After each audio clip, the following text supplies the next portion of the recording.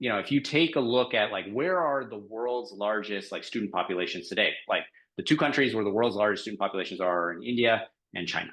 Huh? And then like you fast forward, like call it, you know, 20 years or 30 years, like where is the world's largest student population going to be? It's actually going to be on the continent of Africa, right? And so as you start to think about like where is innovative education going to be necessary, like on the continent of Africa, they don't actually have like the physical university infrastructure to serve the demand that is expected over the coming decades.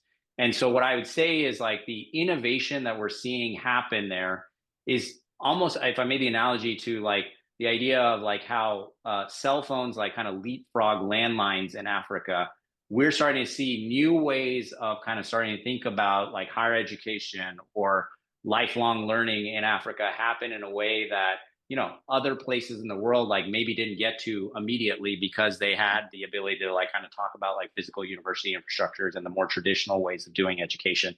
And so I think that just like kind of brings me to the point that you know the innovation that we are going to see in the sector is happening globally, right? Like this desire for high quality education, it's not limited to like one part of the world or a certain specific demographic within the human population or anything like that. And so we are seeing really interesting companies in Africa, in Southeast Asia, South Asia, the MENA region, Latin America. And so I do think that is something that I'm really excited about. And that brings me to my third point, which is, the talent that we are seeing enter the education technology sector is absolutely amazing. And the people that are self-selecting into the education technology sector are, some of the smartest technologists and educators in the world that are coming together